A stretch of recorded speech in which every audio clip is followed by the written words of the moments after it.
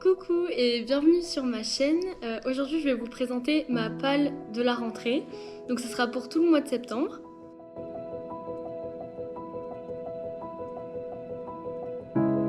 C'est officiellement la première vidéo que je vais poster sur YouTube.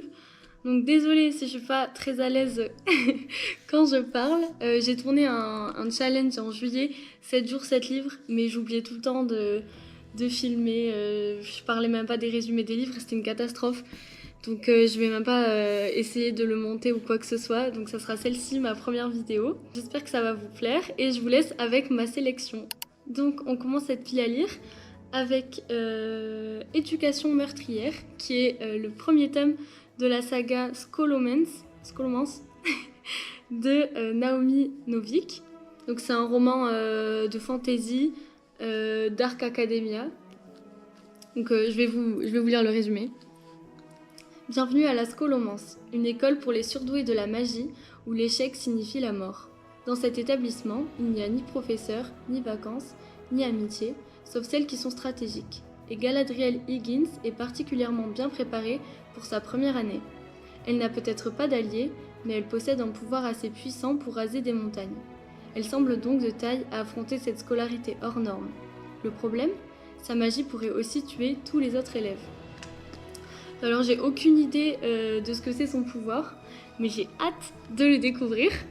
Alors j'ai pas beaucoup entendu parler de cette saga, mais en me renseignant j'ai vu que les avis étaient plutôt mitigés. Donc j'ai hâte de découvrir et je vous ferai un petit update lecture. En tout cas c'est parfaitement le type de livre que j'ai envie de lire pour la rentrée, avec la découverte d'une nouvelle école, etc. On continue avec The Love Hypothesis de Ali Hazelwood. Alors celui-là, je pense que tout le monde en a déjà entendu parler ou l'a déjà vu passer il y a plusieurs années. Moi, je l'ai jamais lu. Il m'a jamais trop donné envie de le lire avant aujourd'hui. Donc voilà, mieux vaut tard que jamais. Donc pour ceux qui connaissent pas, on va suivre Olive Smith, qui est étudiante en 3e année de doctorat et qui ne croit pas à l'amour. Mais sa meilleure amie, si, et c'est justement ce qui l'a fourrée dans ce pétrin. La convaincre qu'elle fréquente quelqu'un, et avoir enfin la paix, allait bien sûr exiger plus qu'une simple ruse. Les scientifiques demandent des preuves. Alors comme n'importe quel biologiste qui se respecte, Olive panique et embrasse le premier venu, qui n'est autre qu'Adam Carlsen, éminent professeur régnant sur les laboratoires de Stanford. Et connard notoire. Ah. Quand il accepte de se faire passer pour son mec, Olive est pour le moins déroutée. Si seulement cela avait pu en rester là. Mais leur petite expérience prend vite des proportions ingérables, surtout lorsqu'ils se prennent peu à peu à leur propre jeu. Donc c'est une comédie romantique avec un fake dating entre un professeur et une élève. Ça risque d'être mouvementé. Là dans une semaine c'est la rentrée et j'entre en 3e année de biologie à la fac, comme Olive. Donc je me suis dit que c'était le meilleur moment pour me plonger dans ce livre. Pour le 3e livre, on part sur une petite cozy fantasy. Donc c'est La petite boutique de sortilèges de Sarah Beth Durst. Je pense que c'est trop bien pour marquer la fin de l'été et le début de l'automne. Ça va être parfait. Kiela est de nature solitaire. Par chance, son travail à la grande bibliothèque lui permet de vivre en recluse parmi les livres de sortilèges les plus précieux de l'Empire. Mais lorsqu'une révolution éclate et que la bibliothèque part en fumée, Kiela et son assistant, Kaz, une plante créée par magie, sauvent autant de livres qu'ils le peuvent et mettent le cap sur une île lointaine, la terre de son enfance, où elle espère passer inaperçue. À son grand désarroi, en plus d'écoper d'un voisin aussi curieux que séduisant, elle découvre que l'île est dans un triste état. L'Empire néglige depuis des années les interventions magiques nécessaires pour que les récoltes soient fructueuses et des tempêtes destructrices s'abattent sur l'île.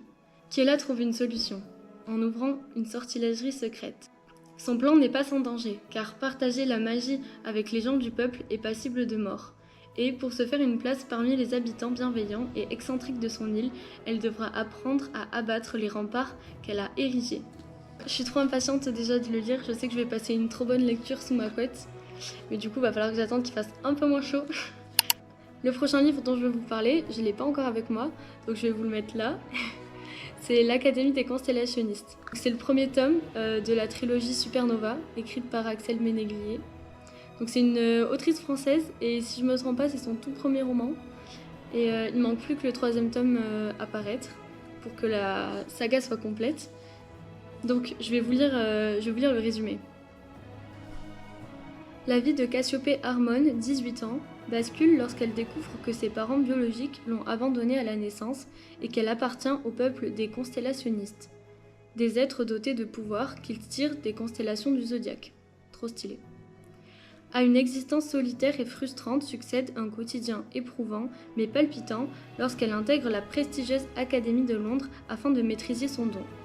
En quête de ses origines, soutenue par ses nouvelles amitiés, elle devra tout apprendre de ce monde mystérieux dont l'équilibre est menacé par l'avènement prophétique d'un constellationniste hors du commun, la supernova. Donc on est clairement dans un univers un peu similaire à Harry Potter, fantastique. Donc j'ai beaucoup d'attentes, mais je pense vraiment pas être déçue et j'ai trop hâte de le lire aussi. Pour finir cette sélection, je vais vous présenter Chou à la crime de H.Y. Anna. Je sais pas trop comment on le dit.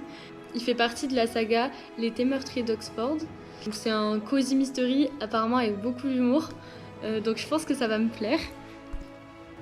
Pour réaliser son rêve d'ouvrir un salon de thé dans un petit village des Cotswolds, Gemma décide de quitter un job bien payé mais trop monotone. Toutes ses économies passent dans sa nouvelle affaire et sacrifice suprême, elle doit même retourner vivre chez ses parents. Mais c'est pour la bonne cause, la preuve, ses affaires démarrent très bien. Jusqu'au jour où elle découvre le corps d'un touriste dans son salon de thé. L'homme a été assassiné, étouffé avec l'un des succulents scones de Gemma. De là à penser que ses pâtisseries sont mortelles, il n'y a qu'un pas. Son salon risque bel et bien de faire faillite. Gemma n'a pas le choix et doit mettre la main à la pâte. Aux côtés du charmant inspecteur Devlin et d'une brochette de vieilles commères du village, elle se lance tête baissée sur les traces du coupable. Mais parviendra-t-elle à résoudre ce mystère avant que les choses ne tournent encore plus au vinaigre? Un délicieux cozy mystery à la sauce british. J'ai jamais lu de cozy mystery, mais j'aime trop les romans policiers, surtout de Guillaume Musso bien évidemment. Et j'adore l'humour dans les livres, donc vraiment je pense que ça peut beaucoup me plaire. Je vais m'arrêter là, je pense que 5 livres pour le mois de septembre, c'est déjà beaucoup. Je sais que je pourrais pas les lire tous malheureusement. Après on verra comment j'arrive à m'organiser avec la reprise des cours, du sport, du boulot. Et en plus je viens d'emménager avec mon copain, donc forcément je vais avoir moins de temps seule pour lire. Mais on verra bien. En tout cas, je vous souhaite une bonne rentrée à tous. J'espère vous avoir donné envie de découvrir ces livres aussi. Et je vous dis peut-être à la prochaine. Merci.